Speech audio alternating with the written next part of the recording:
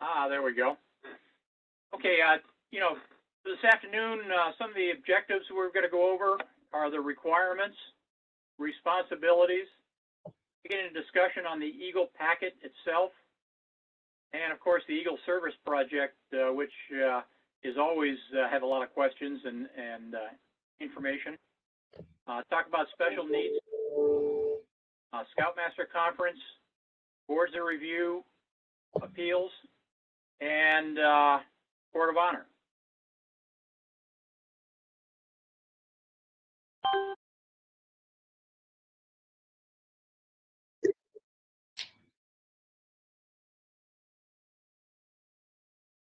John, do you need us to tell you when to advance? No, I am just getting there. Okay. All right. I figured when I paused, it would be in advance. We got it. Okay. One of the information points right now is the COVID-19, and as the Scouts turn 18, right around. Where's the volume? Pardon? As the Scouts turn 18 right about now, there's a concern that they can't really do their project. So the National Committee has allowed the local council to review the projects and. Hey, Bob. Yes. There's some questions here. Can you get closer to the mic? That some people aren't able to hear you. Okay. Give me a second. I've got wiring issues. Okay. Okay. I've got another area. Let's try this. Get some volume up. Okay. Is that better? Yes. Okay. And we talked about I was talking about the COVID-19. The council now has permission to review time extensions for Scouts working on their projects as they're getting ready to turn 18 or turning 18. And the information on that is posted on the website. You can see it right here. It's on the front page, and it provides the procedure on how to apply. That application comes directly to me with a copy to John, and we'll work with the Scout parents and leaders to work through that. Basically, the extensions are for 3 months after their 18th birthday up until September 30th. And, as far as Eagle Project proposal work that's being done right now, that can be done through virtual discussions and interface, just like we're doing on this meeting. Next slide, John.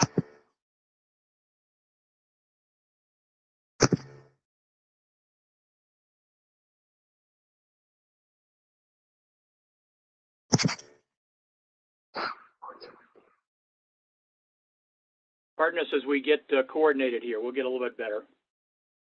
Boards of review for Eagle Scouts can be postponed during the time period. Usually they're face-to-face, but they can be conducted 3 months after the Scout's 18th birthday and 3 to 6 months, or really up to 6 months with the council. If in fact there's a specific reason to do that border review, a Scout going into the military, they're moving, going into college, we can set up and do a virtual border review at that time. And for those of you that may have the package already to turn in, hold on to it until the office opens. And if you're turning 18, just send a copy of the front page application to me, and that'll confirm that you've finished everything by your 18th birthday. Okay.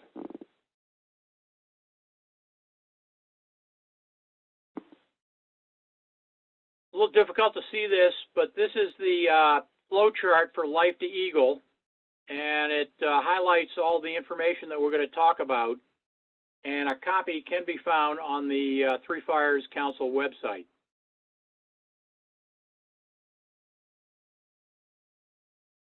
Okay, John?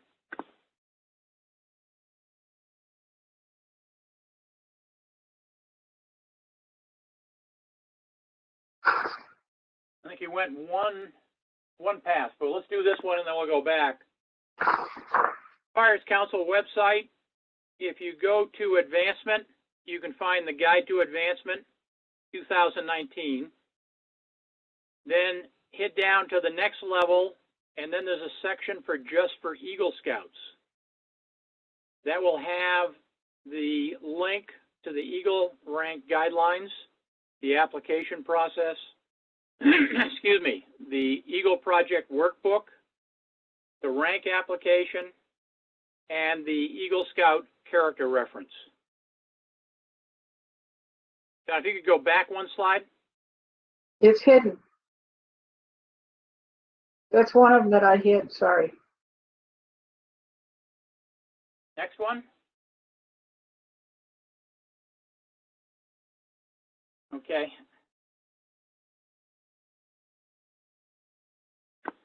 Requirements for an Eagle Scout. Going to be active in the unit for at least 6 months as a Life Scout. Show Scout spirit. To earn 21 merit badges, including 12 that are required for Eagle.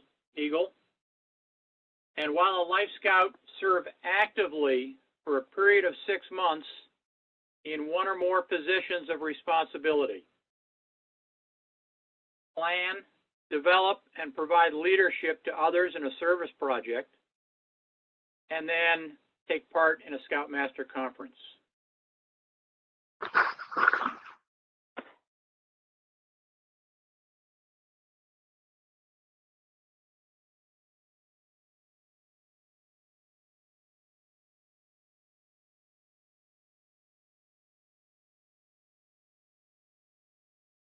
A Scout is active. Okay, one thing is the requirements for being a Scout being active is the Scout is registered. He's in good standing, and he meets the unit's reasonable expectations. Or if not, a lesser level of activity must be explained. And basically that is reviewed by the unit and the board of review, that if a Scout does not meet the unit's reasonable expectations for participation, the reason is due to other positive endeavors or noteworthy in circumstances, then the board of review can agree that he has met those requirements. The key is for units to have reasonable expectations and have that in writing and available for the Scouts in the unit. And that applies to all Scouts in the unit. Yes. Okay.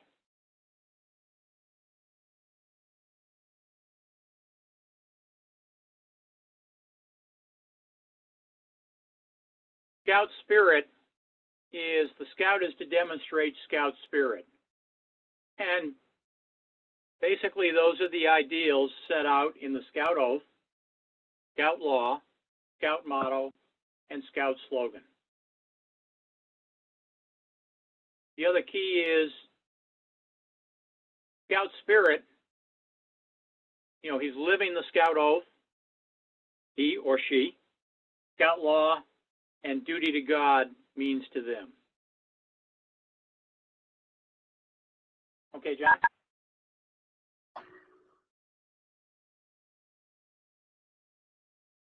The application itself shows the list of the merit badges. You notice you go through the required merit badges are camping, the 3 citizenships, communication, cooking, emergency preparedness, environmental science, first aid, swimming, hiking, or cycling, personal management, personal fitness, and family life. Then the other merit badges are filled in for up to 21. If you are putting in swimming, hiking, or cycling, cross out the ones that are not applicable.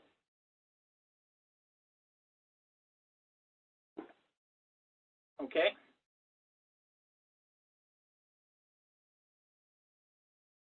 Position of responsibility. Now, I didn't say leadership, I said position of responsibility. Key is the leadership is demonstrated during the service project. Position of responsibility, the life serves in a position for 6 months. And that can be multiple, does not have to be just one. There could be 2. The items that are, the positions that are acceptable are patrol leader. Now, not assistant patrol leader, but just patrol leader. Assistant senior patrol leader, troop guide, and you can see they're all listed right there. Make sure that the dates are accurate when you fill out the form and turn it in.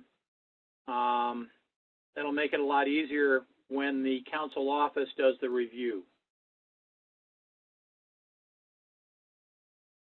The other key is that working with the Scoutmaster throughout this position of responsibility is a mentorship by the Scoutmaster, and it's a contract between the Scoutmaster, the Scout, and the unit. So we need to communicate that back and forth relative to how the Scout is doing, and if the Scout has questions of the Scoutmaster relative to expectations.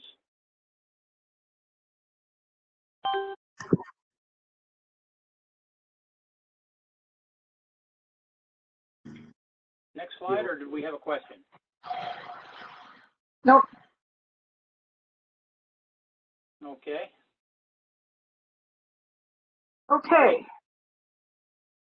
The service project. You must use the workbook, and you can find that at the Just for Eagles area. Download it. It's a fillable PDF.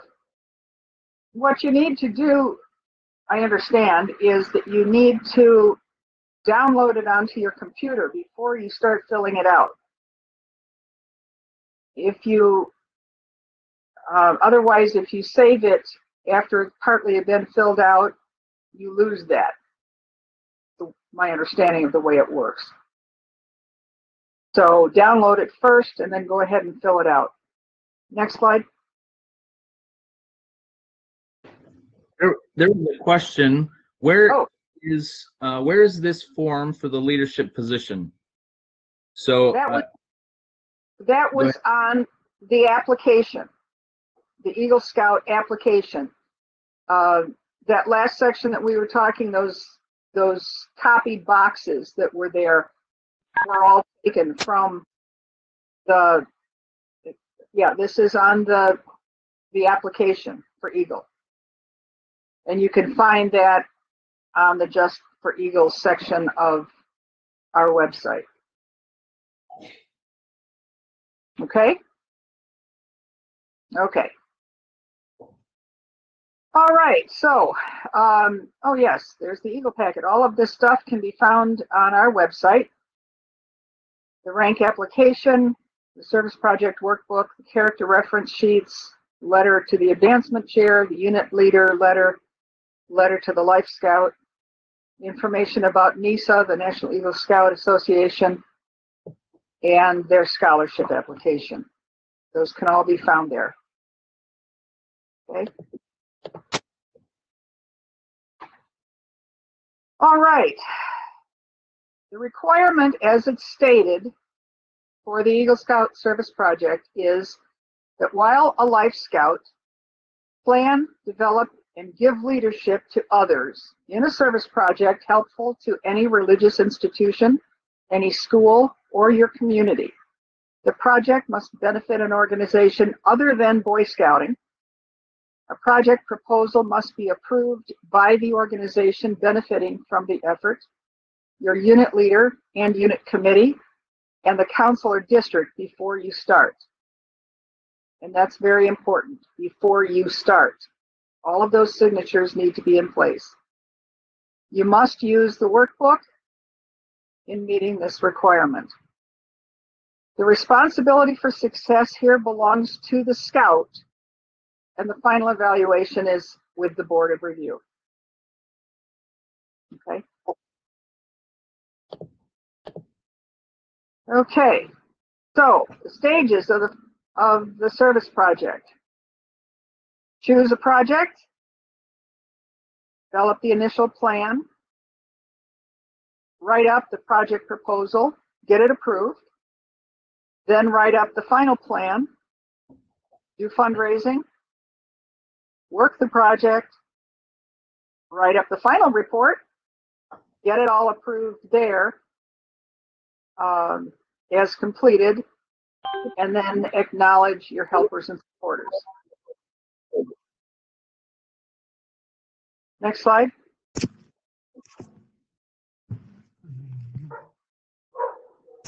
So choosing a project. This is probably the hardest thing that scouts do, most of the time. Some scouts know from the time they're Cub Scouts what they want to do, but most of the time they have no idea. John, do you want to advance this slide, please?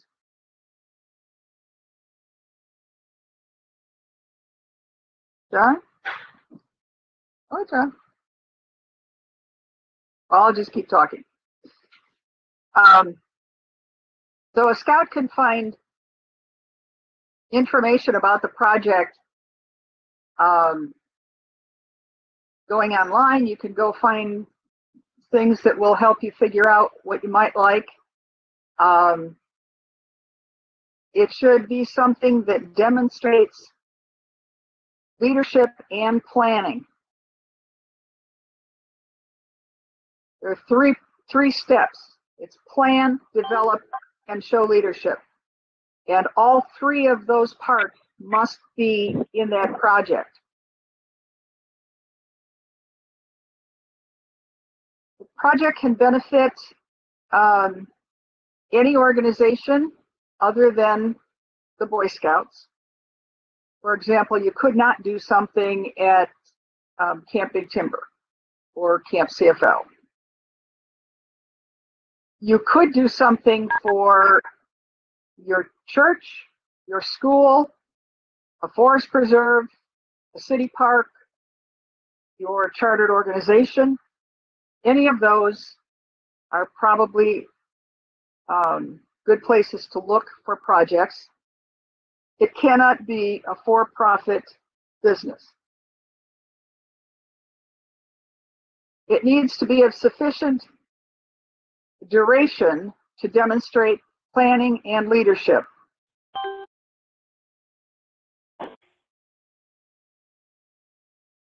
There is no established time limit. There's nowhere does it say how many hours you need to have. However, we often say that a guideline of 80 to 100 man hours is probably what we're looking for. I've seen excellent projects that are less than that and excellent projects that are 300 hours. But also in looking at those man hours, you need to remember to take into account all of your background time. The man hours are not just the day of the project. It needs to be counted from the time you get your approval, and then take into account everybody involved. If you have a meeting with your project beneficiary to talk about it, and that meeting lasts an hour, that's 2 man-hours. So remember to keep track of those.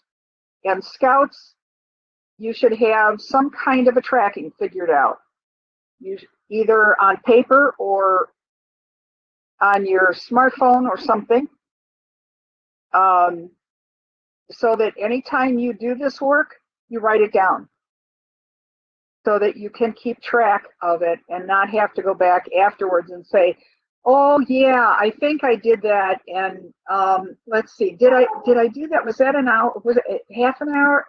Anyway, it's much easier just to write it down as you go along, and just keep track of, you know, today I worked on my project for 15 minutes. That's counted in those hours that you have to put in there. And don't shortchange yourself. You want it to be a good-looking project.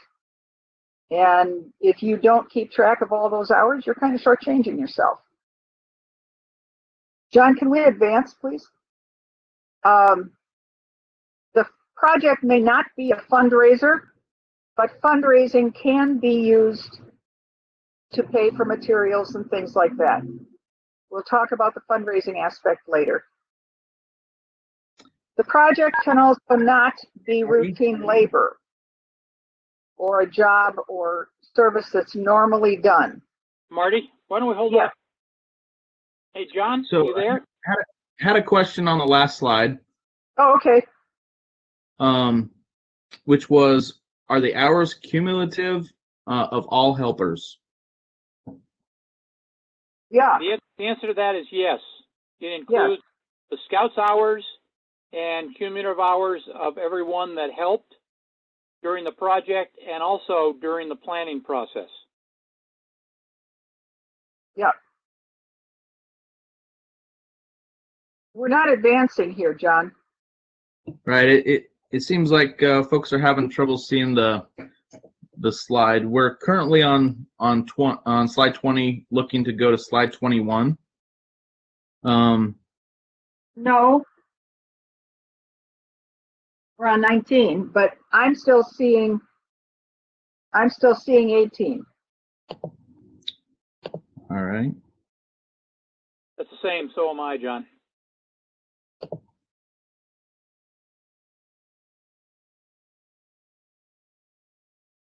How strange. It should be showing 20. Let me.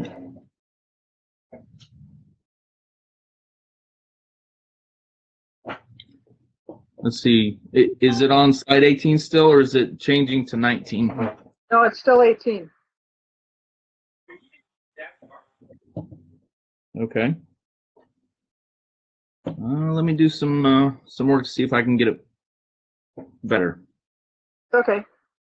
Well, I'll keep talking about those hours because apparently I wasn't clear. Yes, scouts should keep track of all of the hours that they spend doing anything for their project. And if they meet with someone else, that's double the hours. So there we go. And then if they need mom or dad to drive them to the hardware store to look at prices for something, then that's mom and dad's time too that gets counted in there. So all of those things get put down on a log, and then at the end you total them all up, and that's how you figure it out. So choosing a project. It needs to provide ample opportunity for the scout to demonstrate leadership. He must plan the work, he or she must plan the work, organize the personnel and materials, and direct the project. Scouts should start looking or thinking about it. Do I like something inside, or would I rather be outside? Can I think of something that I've seen that needs to be done?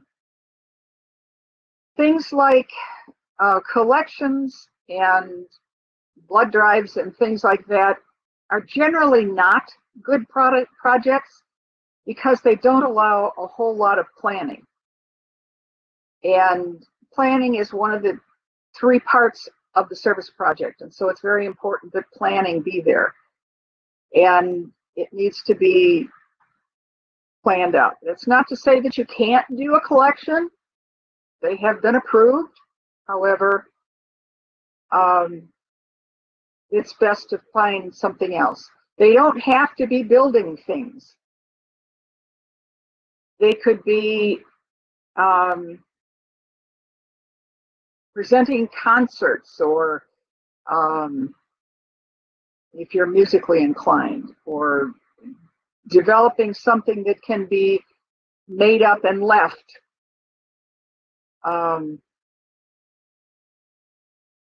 Just lots of different ideas, and it shouldn't just, you need to take a little time to think about what you like to do.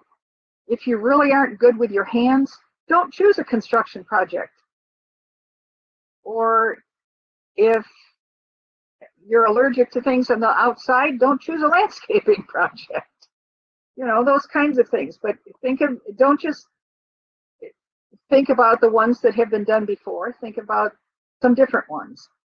A few years ago, we had a scout who collected soccer equipment and then went to Africa to deliver it, and actually put on a soccer clinic for the children in the village.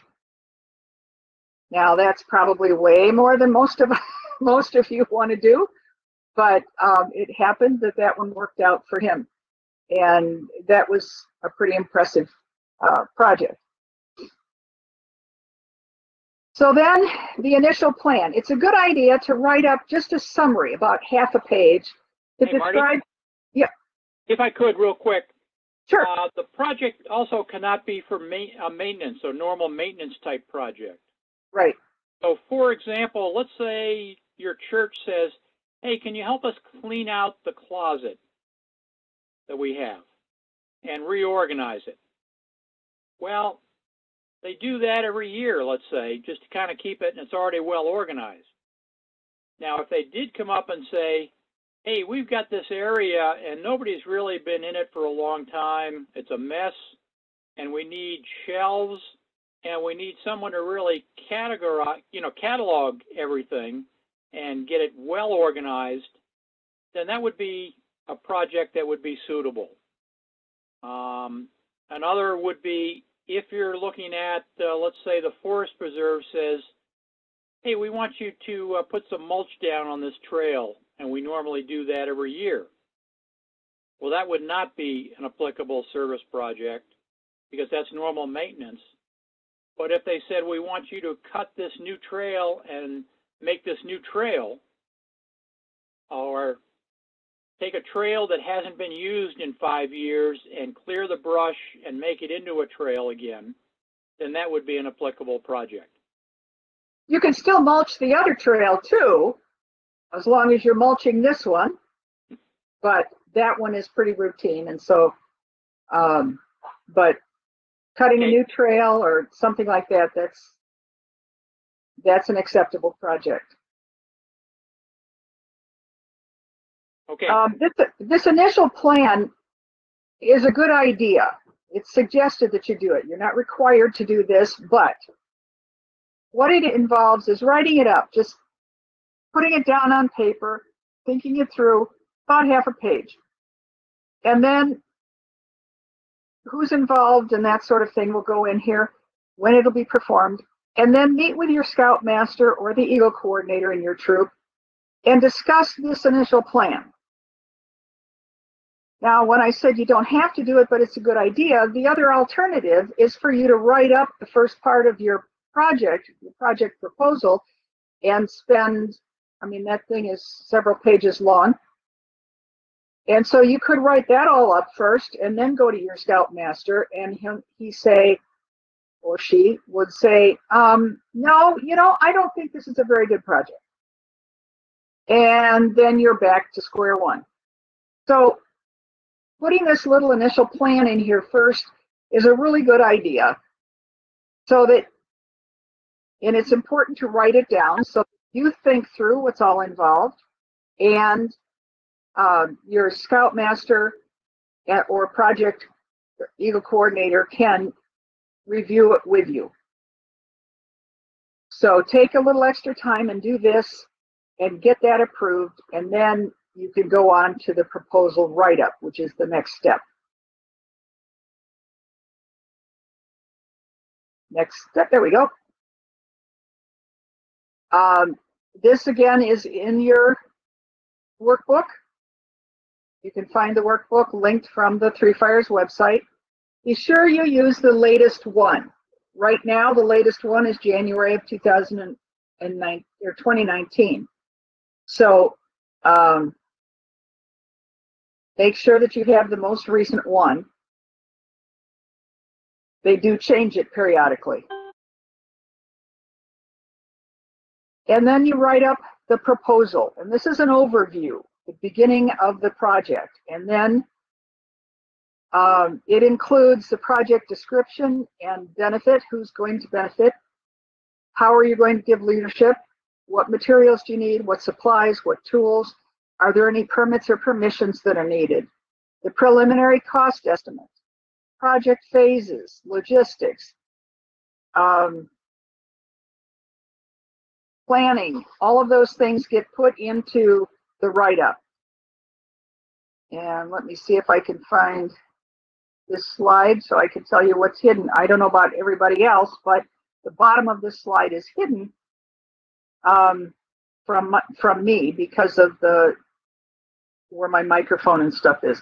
So the bottom says project phases, logistics, safety issues, and further planning. Safety issues are very important. We'll talk about those in a little bit more detail on the next slide.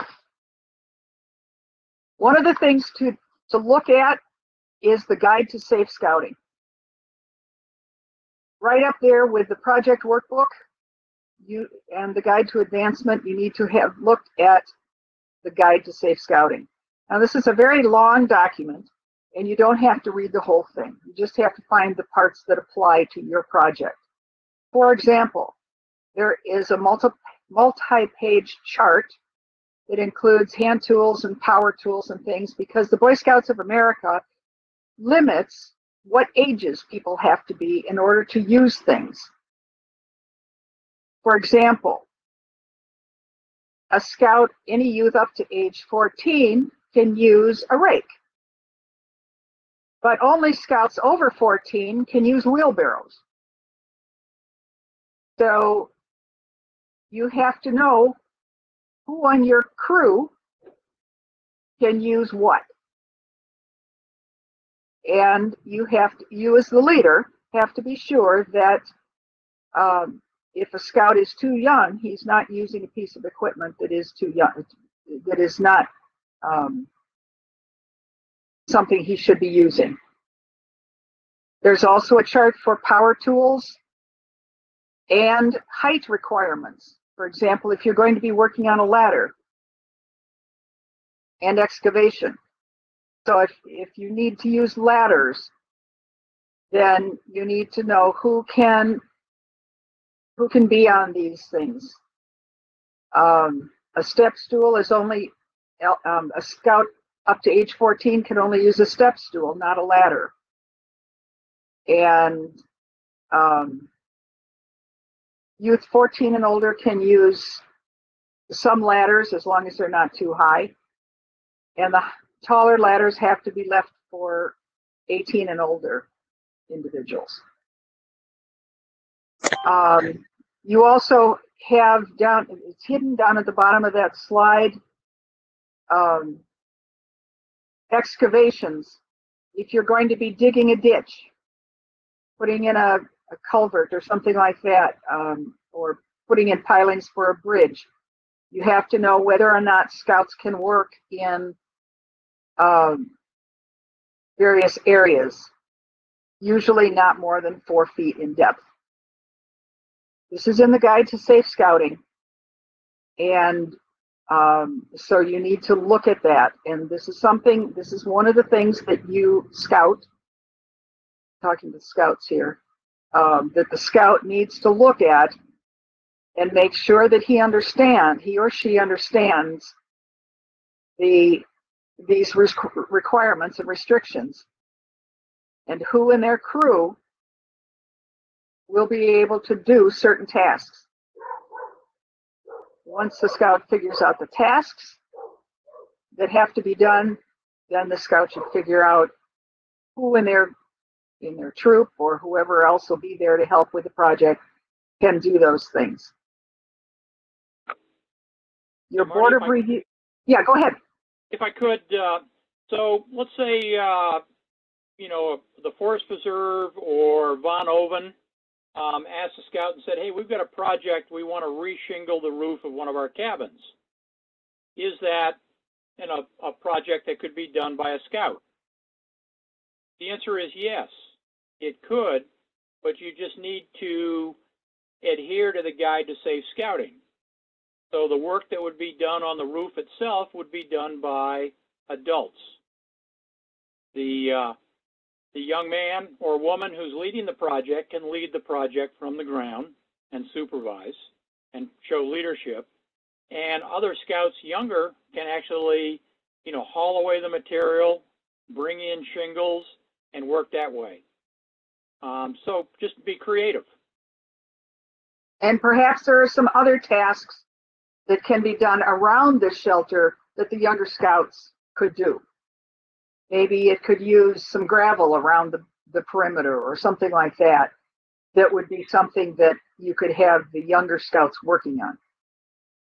So being creative in finding jobs for everybody is one of the tasks. And some Eagles have told me that was probably the hardest thing. The thing they had the most trouble with during the project was making sure that everybody had a job throughout the time that they were there to work. Next slide. Okay, step 3 of the project proposal write-up. This proposal only needs to be detailed enough to show whoever's going to be reviewing it that you can meet the following: that it provides sufficient opportunity to meet the Eagle Scout Service Project requirement of plan, develop, and show leadership, that it appears to be feasible, that is, it seems like something is reasonable that a scout could do, the safety issues have been addressed, and that there are action steps for detailed planning for the next steps, and also that he or she is on the right track and it will result in a positive experience. Then that proposal must be approved before the scout goes any further. The 4 approvals, well, first of all, the scout has to sign it. And when the scout signs it, you are saying that you have read the entire workbook. That's a very important thing. You need to read the entire workbook before these things are approved, to make sure that you have gotten everything in line that you need to do before you come for approval. And then you ask for the beneficiary's representative to approve it. Let me take a minute to define that. The beneficiary is the organization for whom you're doing the project. Beneficiary's representative is the person from that organization that is working with you, your liaison, as it were, between you and the organization that you're doing the project for. So the beneficiary is an organization generally, and the beneficiary's representative is the one who signs here for the organization. Usually, sometimes they will insist that it be the president of the board or something else. Somebody else may have to sign it, but usually it's the beneficiary's representative. And then your scoutmaster, your unit committee, and then you take it to the district. These, all four people, or all four, can meet together and sign at one time, or you can do it at different times. And yes, we can use scanned copies. Make sure that you have all of the signatures, but in this era of COVID, scanned copies are sufficient. And then do not start the project until you have the district's approval. It's very possible you'll come to the district and the district will say, not good enough. This isn't enough. And Marty, if I could? Sure.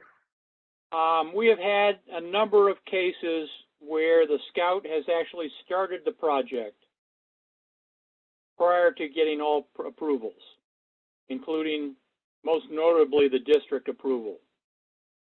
In those cases, the guide to advancement states that the scout needs to do another project, or that there needs to be justification and a reason why that project is acceptable. In those cases, the young man or young woman would have to present their case to the advancement committee to justify why they proceeded on the project without getting district approval. So please make sure that that does not happen. We really don't want to see a scout having to redo a project after he or she had already completed it. Yes. Thank you. Okay. Next slide, please. Okay, these are the approvals. This is what the page looks like in your project workbook where you get the approvals. And that candidate's promise there is what I was talking about. On my honor as a scout, I have read this entire workbook, including the message to scouts, parents, or guardians on page 21. Now, I used to be pretty sure that the scout had not read the entire project workbook when they came to me without their fundraising application, when I was going to be approving for the council or the district, because they didn't have any idea that was even there. And if they didn't have any idea where it was, then they hadn't read this entire workbook. So be sure you do that first. And then you get the signatures. It doesn't matter what order the signatures are in, except for the district one must be last. Okay, next slide. If I could, before you leave that slide. Sure. A key point is I'm going to read what the unit leader assigns for approval. It says, I have reviewed the proposal and discussed it with the candidate. I believe it provides an impact worthy of an Eagle Service project and will involve planning, development, and leadership. I am comfortable the scout understands what to do and how to lead the effort. I will see that the project is monitored and that adults or others present will not overshadow him. Reason I mention that is there have been a number of cases where adults have a tendency to overshadow the scout on the project. And that usually involves parents. You know, a good job for is to provide meals, lunches, and to take pictures. Please make sure that the scout is providing leadership to the project. Any project that is done perfectly and has no problems implementing was a project that wasn't really done. The key is to learn from the planning and the implementation of a project. And yeah, there are going to be some areas where it may take a little bit longer. He may have missed this or she missed that. that's okay. Let them try to work it out and try to resolve that. Help them out, mentor, but let the scout do the project. The reason I mention that is that's one of the areas that we have that have been contested on projects, and we want to make sure that the scout has every opportunity and guidance to do a project and be successful. Thank you. Go ahead, Marty. Okay, next slide. Once you have all of those signatures in place, then you can begin working on the final plan. This is the second part of the workbook, and this one just kind of elaborates on what you had in the proposal. It's developed and completed after the proposal. You're responsible for developing it.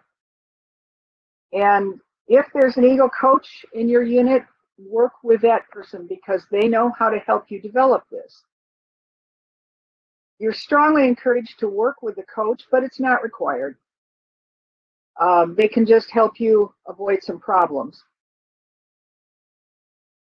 There's no additional approval authority from the coach or the unit or anyone else at the end of this stage. So the approvals come with the proposal, and then the final plan is helping to further develop it. It's important to go through this so that you get you figure out how many people you're going to need, how much of each of the kinds of material you're going to have to provide. This is where the detailed work comes. And even though the booklet doesn't actually ask for it, if you can do some drawings and things, that schematic type things that will help you develop it, those should be there.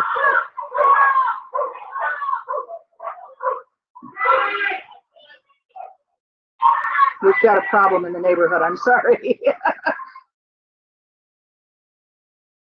I could, Marty, Yeah. Could you take over, Bob? Yeah, no Please take additional. over. I'll take over. Go ahead. Thank you. No additional approval authority from the coach, unit, or district, but there may be an approval required by the beneficiary. The scout has a contract with the beneficiary relative to the project, and they may have additional requirements and may want to see the final plan and some additional detail before you can start the project. Okay, next slide, John. Fundraising. You know, a key is fundraising. An Eagle project cannot be a fundraiser, but a fundraiser is a lot of times part of a project. So you may have to secure material. You know, a lot of times the beneficiary will provide the funds for the project. Sometimes they don't. If in fact you have to do any fundraising outside of the unit. Now, let me clarify. If the unit or parents of the unit provide the resource for the project, you do not need a fundraising application.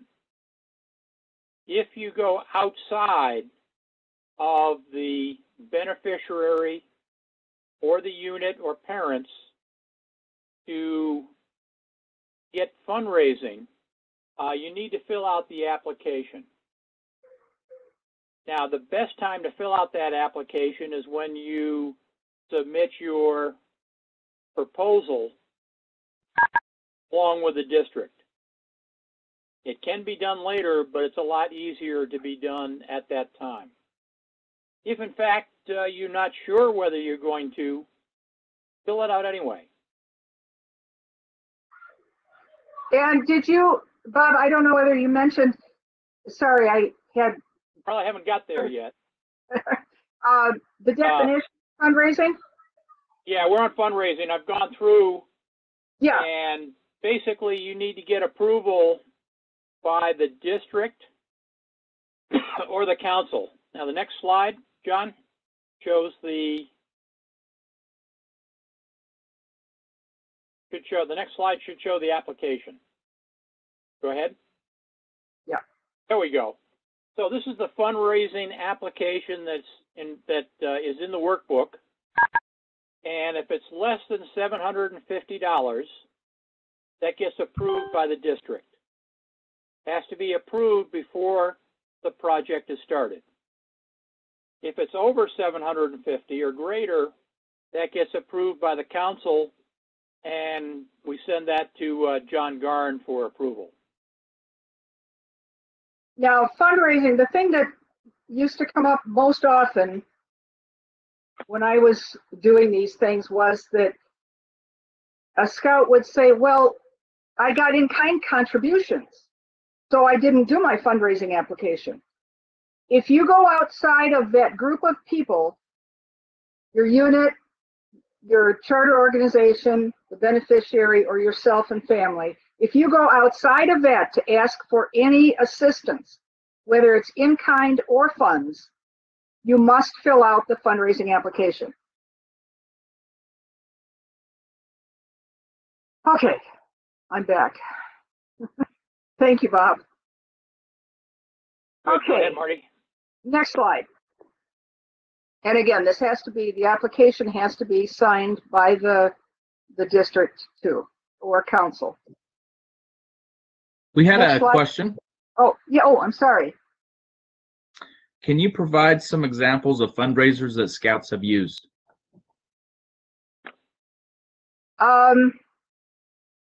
They have done candy bar sales. They've done, If I could, they've done car washes. yep. They can use money from their Scout account. Mm-hmm. Sometimes the beneficiary has some money set aside for a certain project.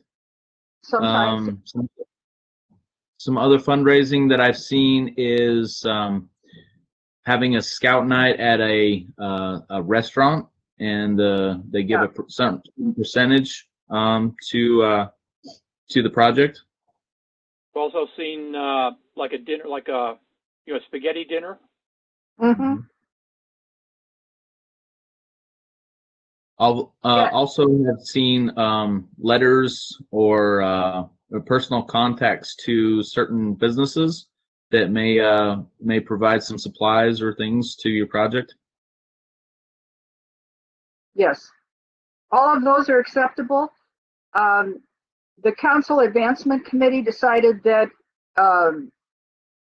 crowdsourcing, GoFundMe and things like that are not something the Scout can do.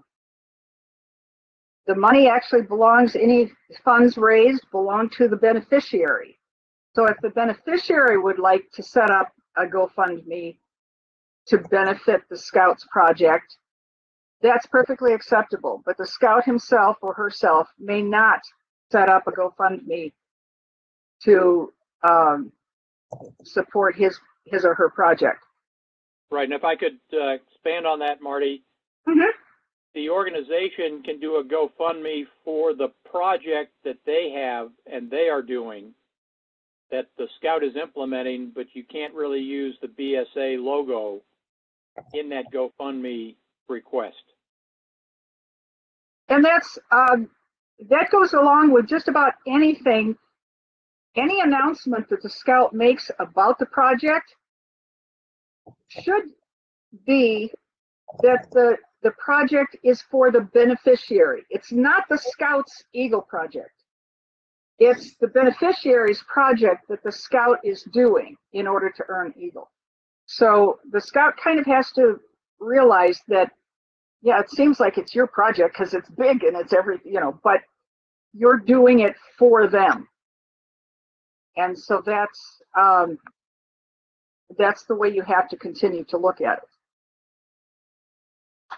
Okay, then step 7. You work the project. Here you demonstrate the leadership by directing the project. You do not do the project. A scoutmaster, a parent, the beneficiary's representative does not take over and lead the project. Adults who are there to help and to take direction. Remember, it is his or her project. Not all projects go according to plan, and sometimes when there are problems, that's when you learn the most. And you learn to think on your feet. Hopefully it's nothing major, but sometimes it happens, and it's how you learn. And you learn more from your mistakes than you do from actually having everything go according to plan.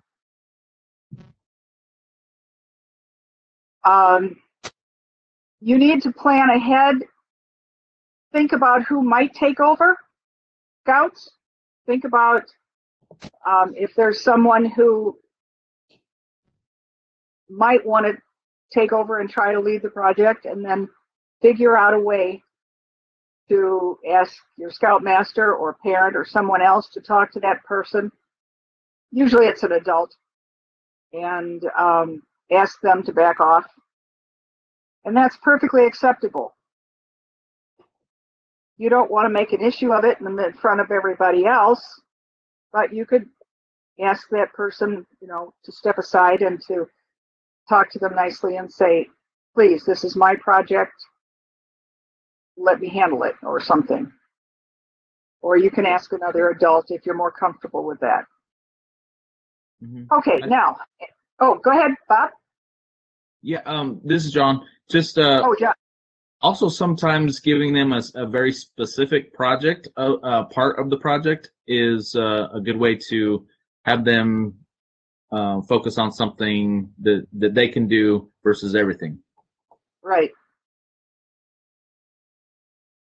I think probably the hardest time for the scout to really show leadership is if they're building something and he needs an adult to work power tools. The adult has to follow the plans that the scout outlines. Even if they don't seem right, the adult can ask a question and make a suggestion. But the adult shouldn't take over and do it his or her way. So the scout needs to be aware of that too, and make sure that that doesn't happen.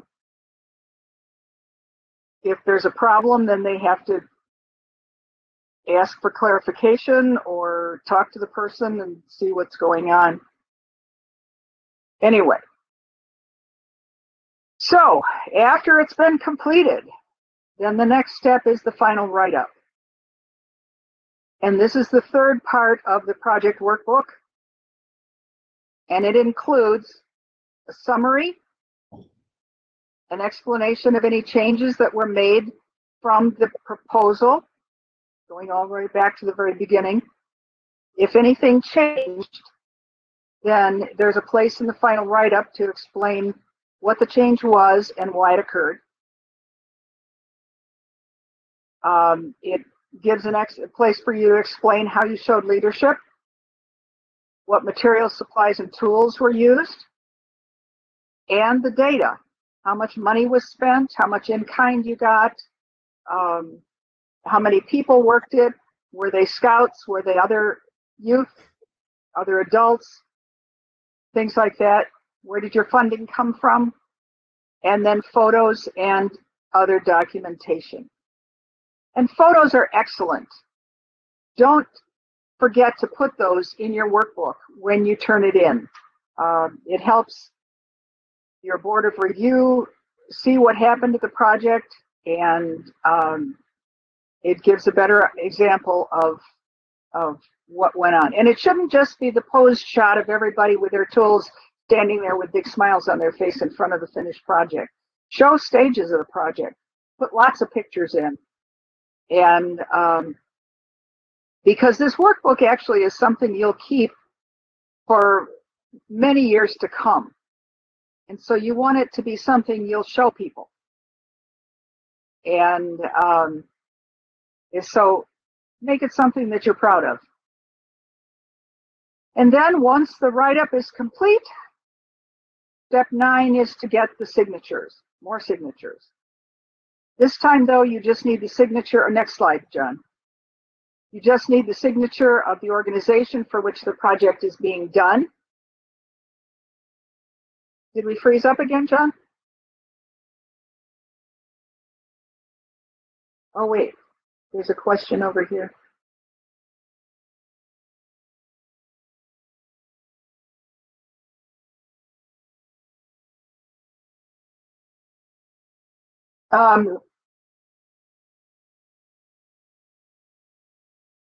These are attention to, but just need to make sure. Yes. Oh, okay.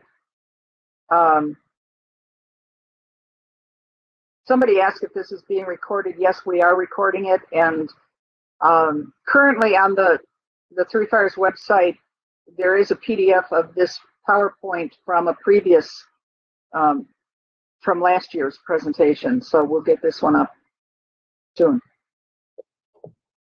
Okay, so the signatures then, you need the beneficiary's representative again, the organization for which the project is being done, Scoutmaster's signature, and the unit leader's name and signature.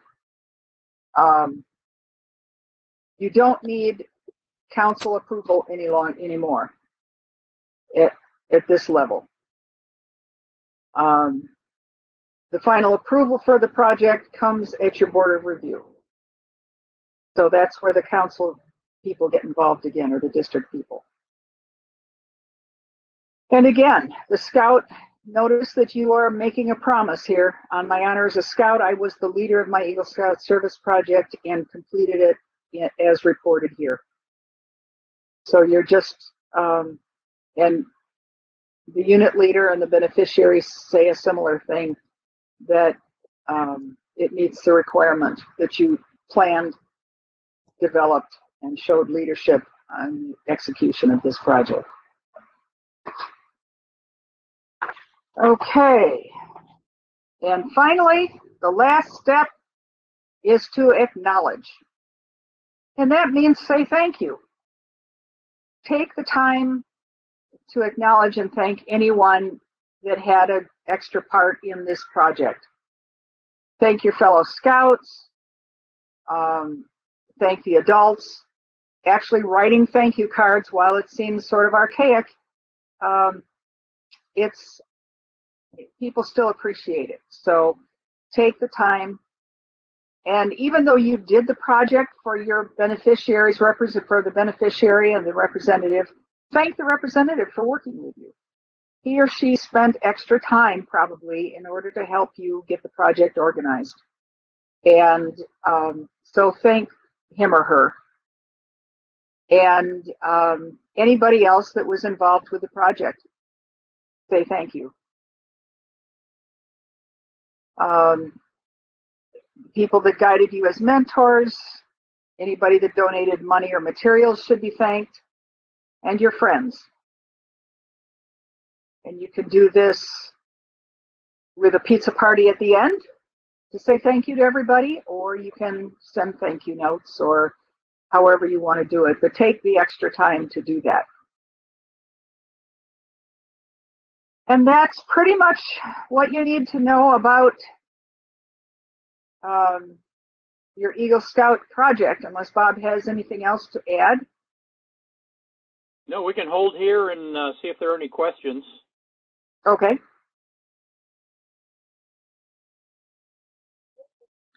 If anybody has any questions, just type your name into the chat and we'll call on you.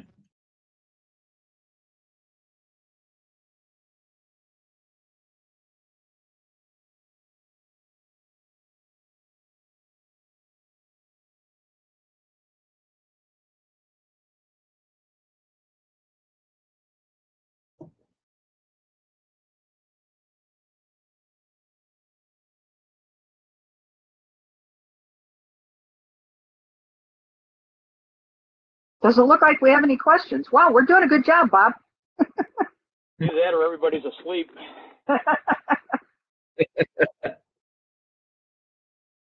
Okay. Project's done. We've got everything. Next step is, of course, let's say the Scoutmaster Conference. Scout will have a conference with the Scoutmaster to ensure, the Scoutmaster, basically to ensure he's completed, or he or she has completed all requirements. Basically, that as we talked before, that they have been active, Scout spirit, that they've met their position of responsibility, leadership through their project, and they've earned 21 merit badges or more, but at least 21 required for Eagle. Okay?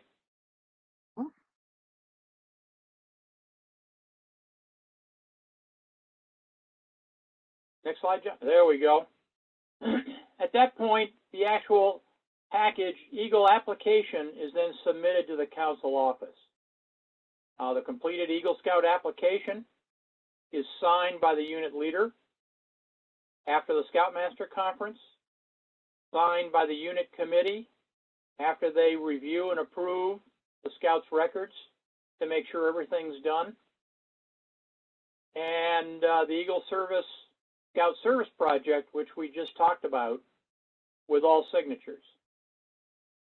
Along with that is letters of recommendation, either 5 or 6. 5 letters are required, or 6 if the Scout is employed. That's the parents / guardians, religious. Need to have something from the religious organization. Now, if the Scout is not active or participates in an organized religious, but has religious or, a belief, that can be done by the parents. That would be a second letter. Educational, teacher, employer, and 2 other references. Now, again, we don't need 20 or 30 references, just the 6. And those 2 other references are adults who know the Scout, neighbors, family, friends, and they should know the Scout for a couple of years. Could I put a thing in here? What we're looking for with these letters is to find out whether or not the Scout lives the oath and law outside of Scouting. So I used to encourage Scouts to think of people who are not Scoutmasters or assistant Scoutmasters, but people who know them in some other capacity for these 2 other ones. How does the Scout show that he lives by the oath and law on a regular basis? It could be a neighbor, it could be, as stated there, family, friends, things like that. It can be Scoutmasters. There's no prohibition against it, but the Scoutmaster is going to tell us what kind of a Scout he is in Scouting. And what we're looking for is that he or she lives the oath and law outside of Scouting. And the same is true of the educational. We want to know if he or she lives the oath and law within the classroom or on the field. It could be a coach or a teacher. The lunchroom supervisor is probably not a good educational. That's not what we're looking for there. We're looking for someone who can speak to classroom or in the sports context or something like that. I don't know about that, Marty. The lunchroom coordinator may be a better, maybe a little more disciplined in the classroom, not as much at lunch. Maybe. Okay. Take that back then. And basically, good, thank you. Basically the letters should be submitted with the package. Now, we understand that there may be some difficulty in getting the letters back, and those letters are sealed. And if we go to the previous page, John, you notice on the envelope, when you have the individual seal it, put down the Scout's name the Eagle reference letter and what the, basically what the reference is for. If all of a sudden we see 6 references or 4 references with nothing on the outside, you really don't know who provided the recommendation. So it's just really a logistics issue. Okay. And it also alerts the Scoutmaster when it comes to him or her that, hey, this is an Eagle reference letter, don't open it, because they are to remain confidential. But it gets mailed to the Scoutmaster. So I've had many instances where the letters were opened accidentally because it just had the Scoutmaster's name and address on the outside, and they didn't know what it was for. So provide the envelope that has this information on the outside so that the reference will remain confidential. Thank you. Okay, next slide. There we go. So this is the policy. Basically, if in fact the package does not have all the reference letters, the Scout office will get in touch with the Scout and ask if he or she can go ahead and expedite that.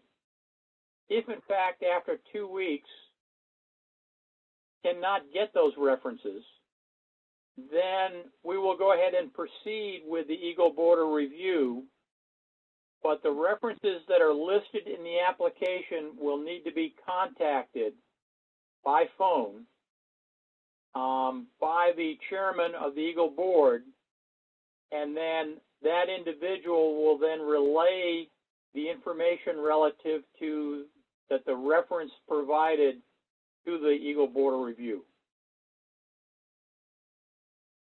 And of course, any of those reference letters are maintained for a short period of time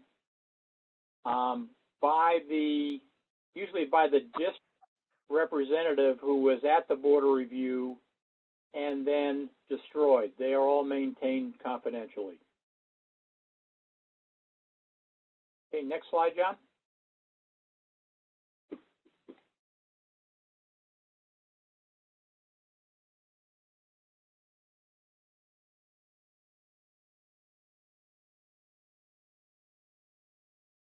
So we locked.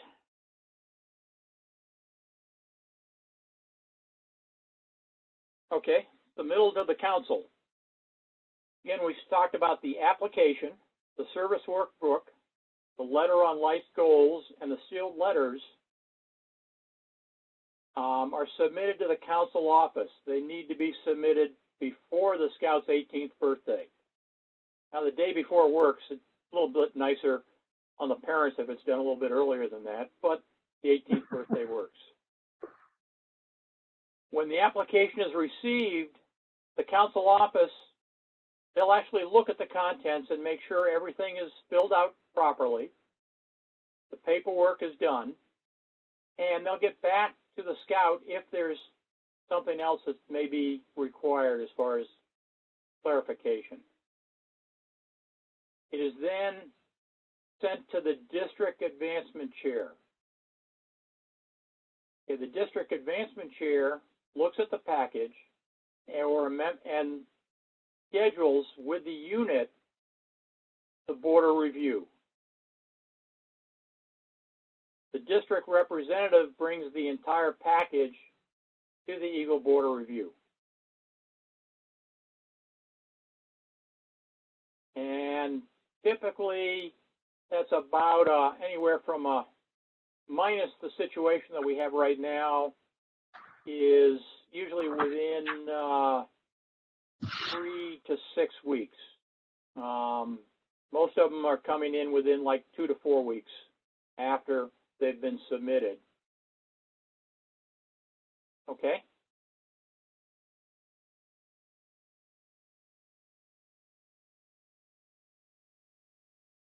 Again, the border review, it may take place after the Scout's 18th birthday. And as I mentioned before, it can be 3 months after the Scout's 18th birthday, or 3 to 6 months with the council approval. So delays could be, hey, the Scout's off at college, went into the military, may have moved away. Anything after 6 months needs to be approved and submitted and approved by the National Committee.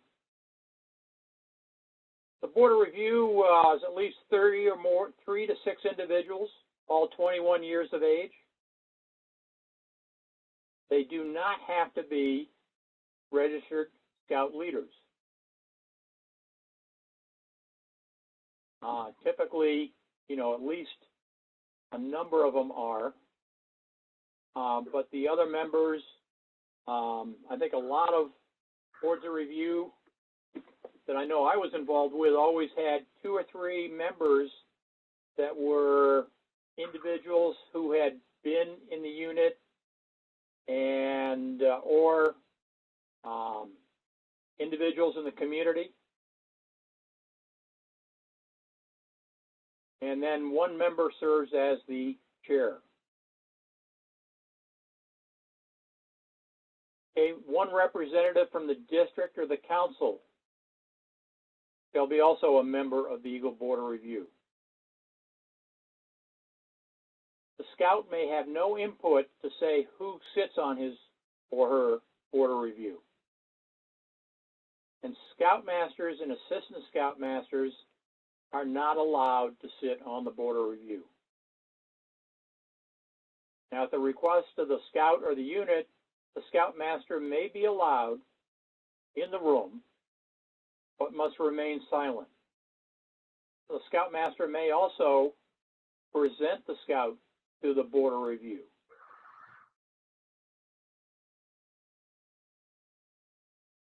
Okay?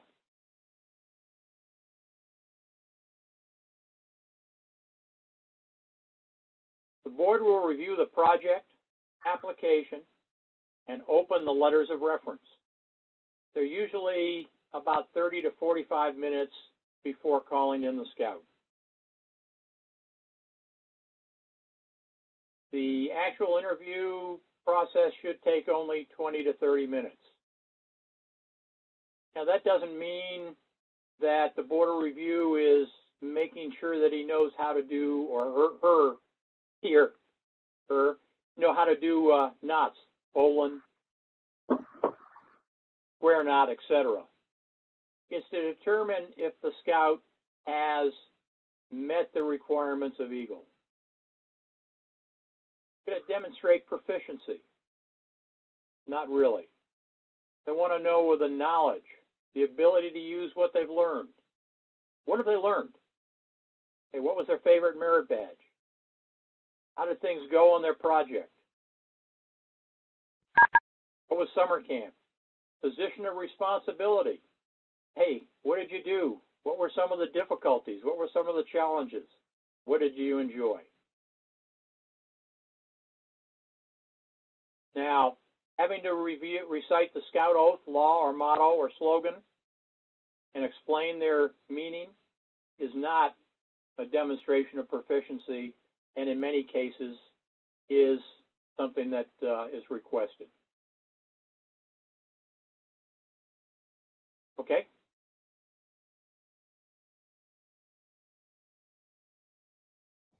Hey, Bob, Yeah, John.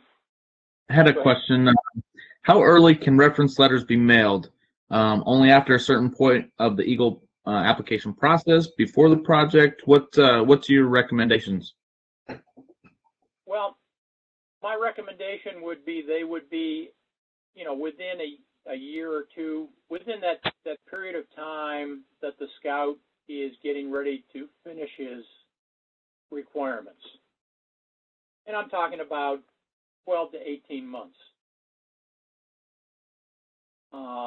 Having a letter from an educator or someone when the Scout was a tenderfoot or second class is probably not representative of the scout and the maturity and what he has gained through the program.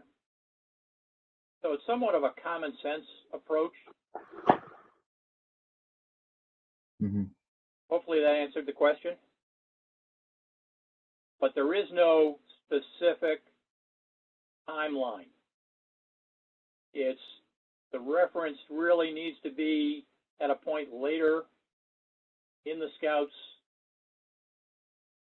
involvement toward when he becomes Eagle, you know, whether he's a Life Scout or an Eagle Scout at that point, that really can show that he has met the requirements and is living the Scout oath and law. Great. Should the scout, you know, a week or two before they go to the scout office with all their paperwork, should they ask for the letters, or should it be before then? Oh, way before that. Exactly. Yeah, you want to start if you're getting, you know, start, you know, if you're a Life Scout or some Life Scouts, if you're you know, 6 months away from finishing everything for your Eagle, and you haven't even started your project, but you're, you know, 6 or 8 months, go ahead and get your letters at that time. Mm-hmm. Yeah, because there is a lot of difficulty in getting letters. Basically, there can be a delay, either educators. Hey, we've had some parents that were late in getting letters in. Educators seem to be the worst, though. Yes, I agree. So, yeah, I would go. You know, if you're getting ready and you're in that last approach of 6 to 8 months before your Eagle, go ahead and start requesting the letters.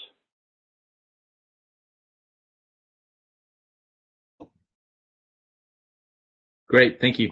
Okay. Anything else? Good. And again, this is supposed to be interactive, and we're supposed to, you know, really what we want to do is be able to answer your questions.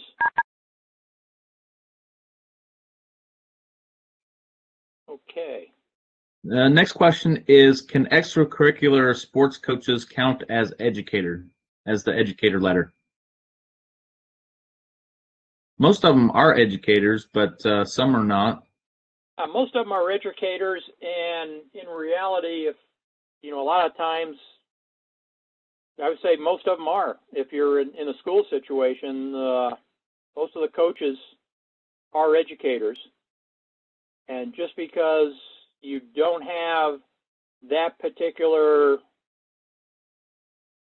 coach in class, then that would be acceptable.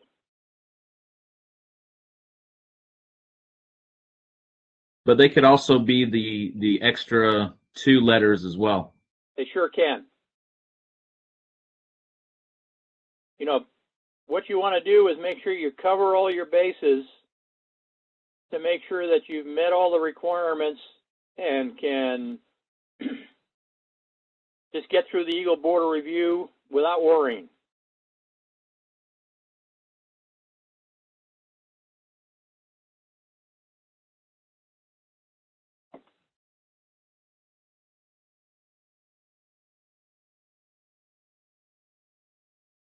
And if you have a choice between getting to the Eagle Border Review on time or speeding,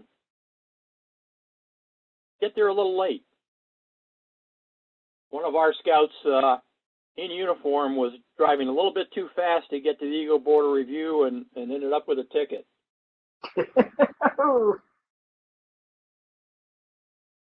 We didn't give him any grief except to say, hey, you know, just because you're a few minutes late, it wouldn't have made a difference if you explained it.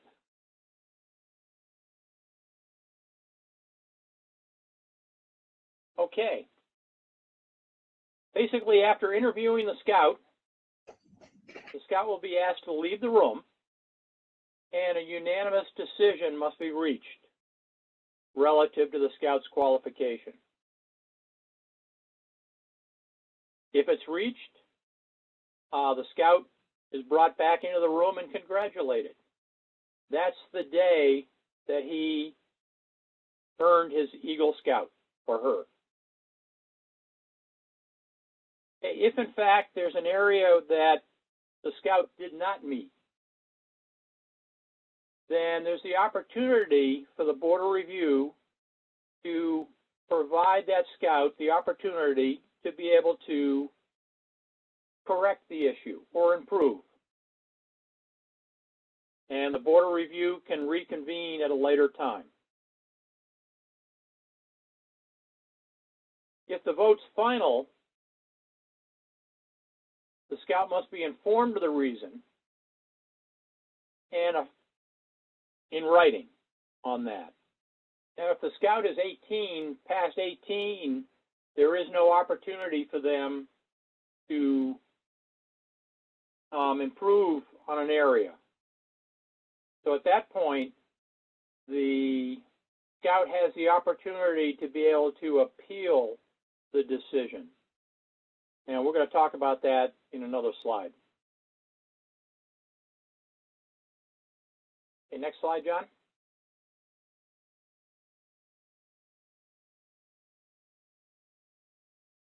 Once that's finished, this is just really more of a paperwork flow. The district representative give the Eagle Scout application signed by the members. Hey, Bob, can we go back real quick? Yeah, we sure can. I have another question.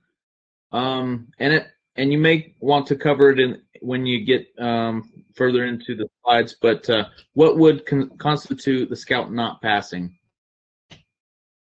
Okay, well, let's do it right now. Let's say during the scout project that it was apparent that the scout did not really demonstrate leadership and did not lead a project and was overshadowed by adults. Okay, that could be one.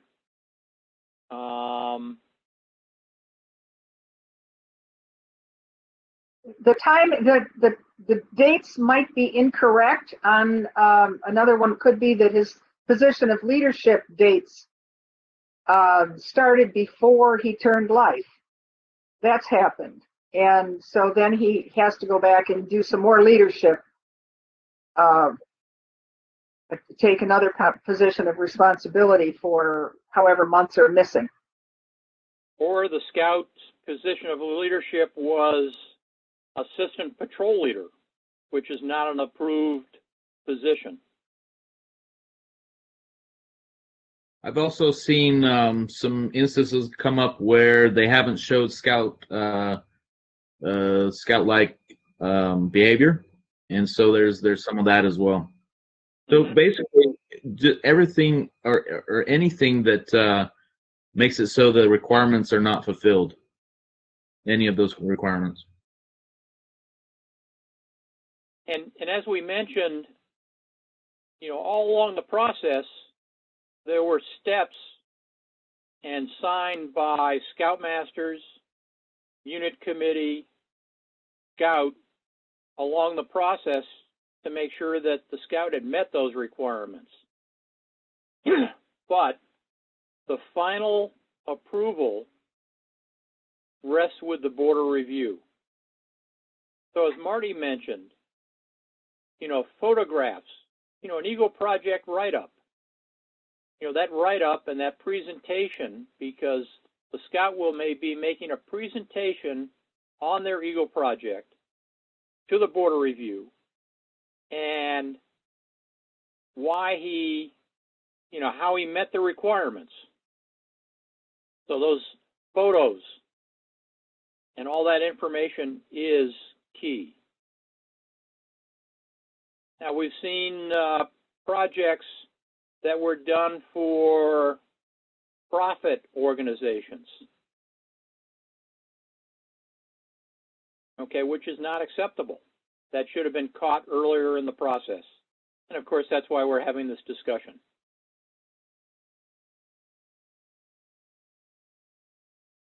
Another one that we talked about is, let's say the project was started before the district signed and approved the proposal. It was a time constraint, and the scout needed to get the project done in the next 2 weeks, and said, well, I can't get around to getting that final signature, so I'll just get the project done because I got 2 weeks to get it done and I'm turning 18.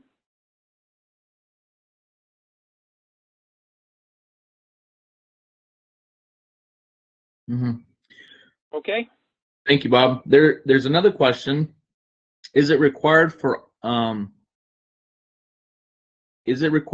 all requirements to be signed off in the Scout's Handbook or the troop's digital records, such as Troop Master and Scout Book? The Troop Master Scout Book is, basically the official requirement. A lot of times, the scout will bring his scout book along with him to the border review. But again, I say the official record is the troop record scout book. Mm-hmm. Good.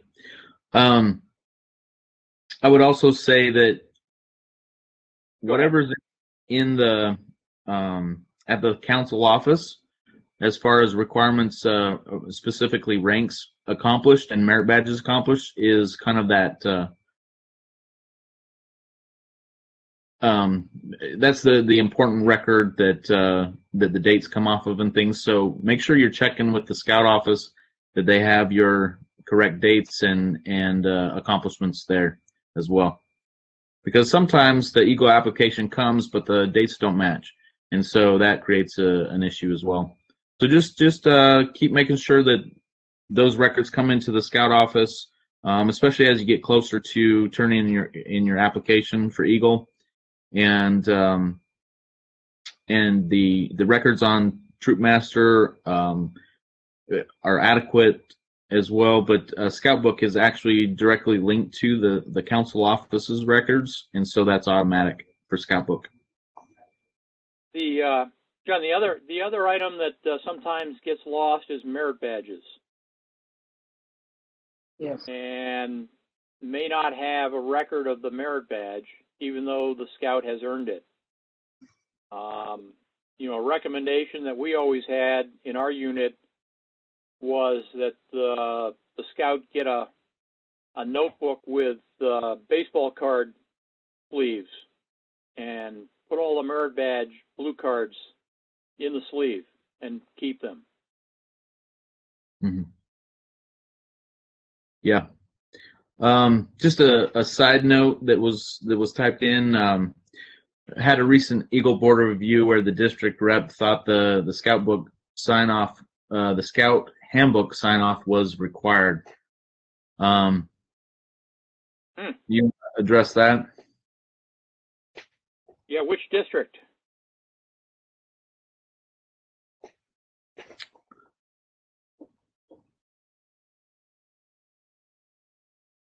It doesn't say the district, Ottawa. Okay.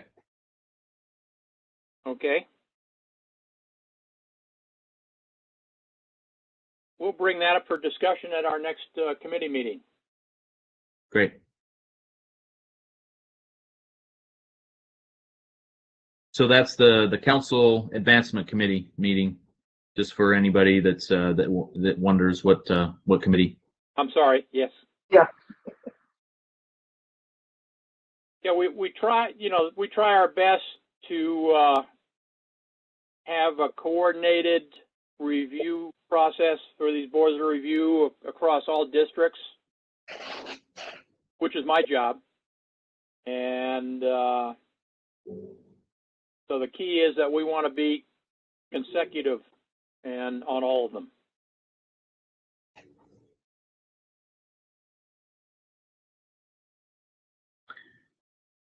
All right. That's all the questions it looks like. Thank you, Bob.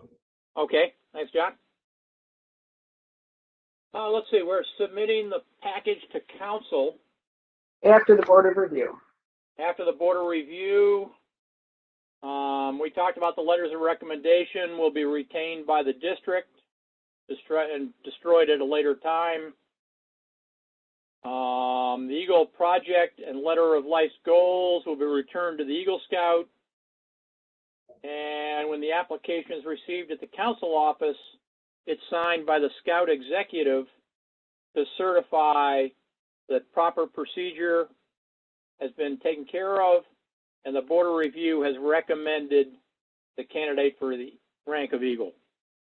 And again, that's the date that the Scout earned his Eagle, his or her Eagle. Next slide. Okay, special needs scouts. Huh? Special needs scouts. Go ahead. Youth with physical disabilities and youth and adults with developmental or cognitive challenges are welcome in the BSA. And accommodations do exist for advancement beyond the age of 18. For youth and moderate learning disabilities, such as disorders as ADHD and ADD, if they've been advancing, but just taking somewhat longer, then it isn't necessary to be registered beyond the age of 18. Each case is reviewed individually. Go on to the next slide, please.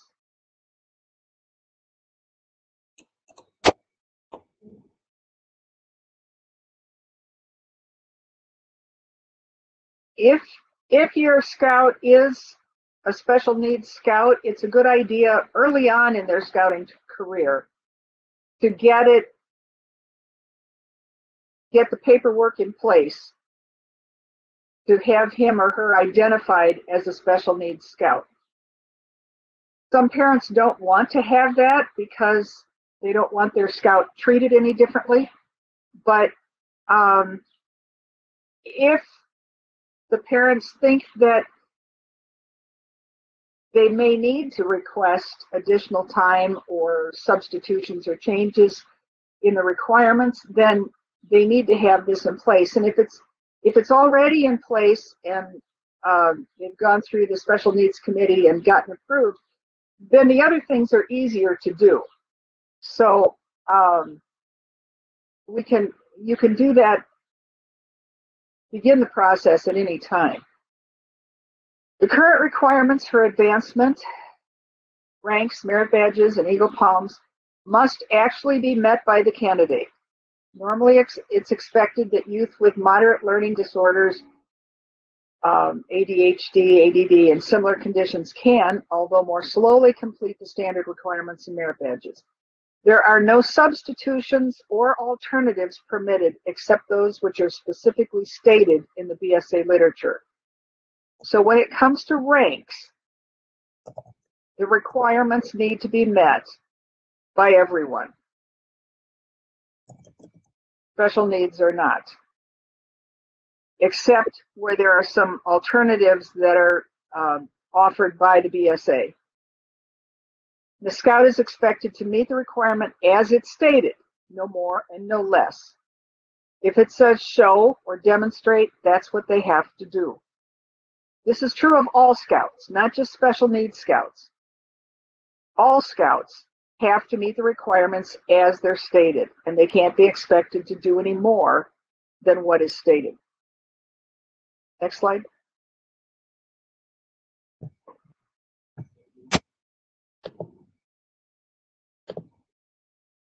If a scout needs to register beyond the age of eligibility, this is permitted if the scout has a permanent physical or mental disability so severe that it precludes advancement, even at a rate significantly lower than normal. The details on how to register a member beyond the age of eligibility is in the Guide to Advancement in section 10.1.0.2. If you're requesting an additional time after the 18th birthday, the request for extension of time to earn Eagle Scout rank, if approved, this provides an opportunity for the scout to complete his Eagle after the age of 18. This can be for special needs scouts or it can be for a scout who has some significant event in his life which has interfered with his ability to advance.